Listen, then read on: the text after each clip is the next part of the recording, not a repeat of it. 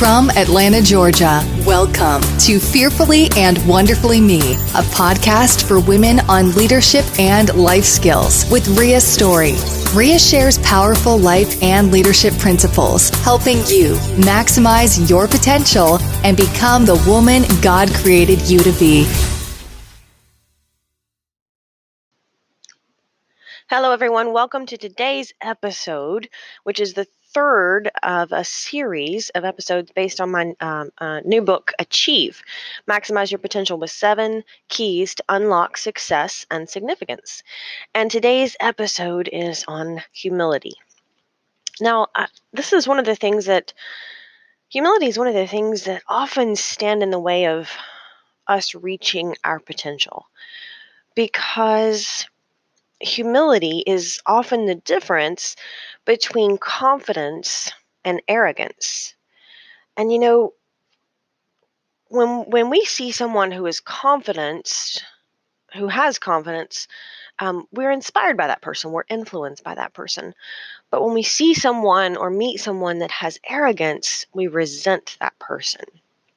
And so humility can be the fine line between respect and resentment when it comes to leadership and influence. So I think it's important to talk about. Now, I like to break humility down in 4 parts. The first part is, number 1, realizing that you're not any better than anyone else. We're all created perfectly imperfect, and we're not better than anyone else, certainly. And number 2, realizing that you're not perfect or mistake-proof, and everyone already knows it. Now, the first part, I kind of already touched on that. Humility is that fine line between confidence and arrogance. Confidence maximizes your potential. Arrogance destroys it, because our confidence reveals our character and arrogance reveals insecurity. Now, confidence is knowing that you can do something, but arrogance is boasting about your abilities. Arrogance is having kind of too much pride. And the first step really in overcoming that is just acknowledging it and working to intentionally embrace humility as a bigger value in your life. It's not that you don't recognize your self-worth, but you don't focus on it. The problem isn't thinking that I have done really a good job, but rather thinking what a great person I am to have done it. And so that's the way I like to think about that first part of humility. It's important to understand that from our perspective, the world appears to revolve around us, but from the perspective of everyone else, it doesn't. And so really, the first part of humility is learning to focus on other people and not just ourselves sometimes. Now, the second part of humility that I talked about is realizing that you're not mistake-proof or not perfect. And the third part is not taking yourself too seriously. And the fourth part is being willing to serve others. And that second and third part almost go together sometimes. Number 1, realizing that we aren't perfect, we are going to make mistakes, and everyone around us already knows it, and not taking ourselves too seriously. Because there again, that reveals a confidence in ourself and our values.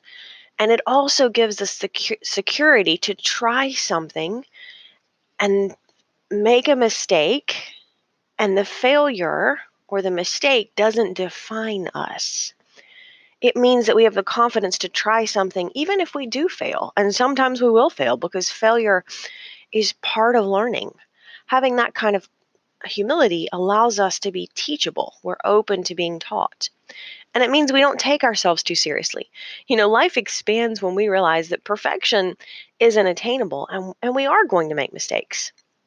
And when we realize this, it gives us permission to try and fail and try again, because we can embrace the concept of trying something, making a mistake, and learning from it. It's a critical part of our success and maximizing potential in life. You've got to be willing to try something new or stretch outside your comfort zone and reach for something that's outside your grasp, maybe. But how would you know if you never try? Just think how it would be if we never tried anything new. How ridiculous would it be if we had been afraid of making mistakes when we learned to walk or talk? Just don't be afraid to make mistakes. Don't be afraid to try. As G.K. Chesterton said, how much larger would your life be if you become smaller in it? Because we become teachable we open up the door to possibilities. Now, I know that that's a difficult thing, and I've got a story to share with you on that. I think about this as if we don't have that particular part of humility or that particular part of confidence, we are terrified to fail, because failing means putting ourselves out there, trying something, and then not, coming short of the goal means that we put ourselves out there and we didn't make it. And there's that fear in us that says, I'm not good enough, or, I'm not enough, whatever you want to fill in the blank there. So, last weekend I ran a marathon, and I think it was number 7 for me. I've done quite a few marathons. I really appreciate, number one, setting a big goal for myself and working hard to accomplish it. But coming in at 4 hours in a marathon was a feat that I've tried several times, and I've always come up short. I think I've tried 3 or 4 times to come under or at that 4 hour mark in a full marathon. A marathon is 26 miles, so it's a pretty big goal. Number one, just to finish. I'm always grateful just for the health and the strength to finish that kind of distance. But every year I want to challenge myself to get a little better. And so I've had the goal of finishing at 4 hours for a long time. And this past Saturday was my most recent attempt. And I'd put the work in to train, and I'd done everything, eating right. And I knew that I had a really good shot. But somewhere around the second and third hour of running, I felt that fear of being terrified to fail, because I'm running and I'm thinking, oh, I actually could make it. It's possible. The weather was good. I was feeling good, running well. And so I knew that it was a possibility that I might actually achieve that goal. And then that fear popped up, that little voice inside that says, well, what if you try and you can't make it?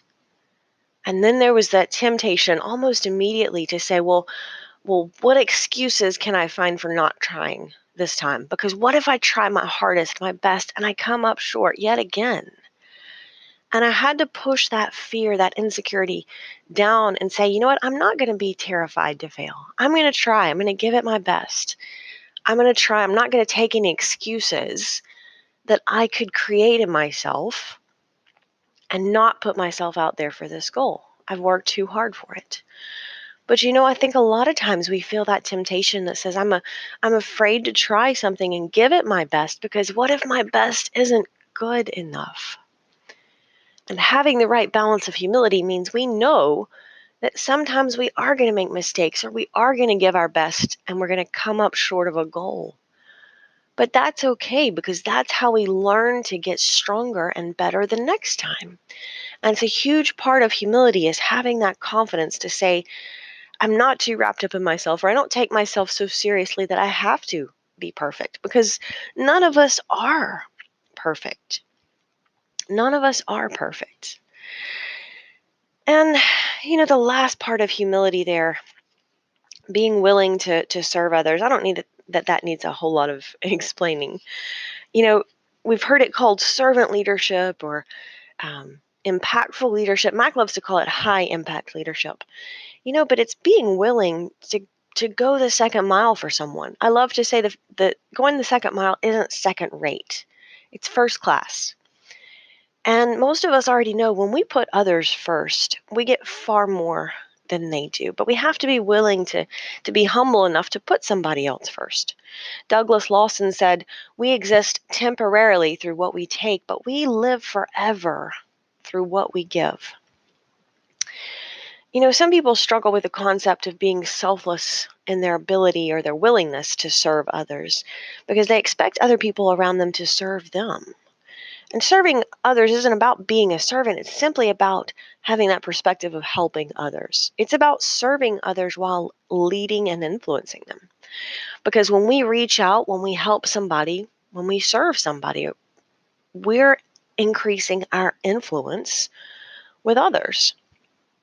A humble person realizes that they should be open to interacting personally with others. As Rick Warren said, you can impress people from a distance, but you have to get close to influence them.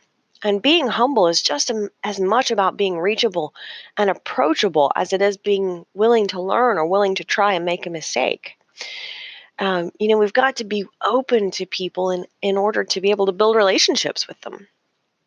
And we've got to have the confidence in our character to say, doing something for someone else doesn't mean that I'm less than them or that I'm not as good as them. But it means that I'm willing to reach out and do something for someone else. And that increases our influence every single time.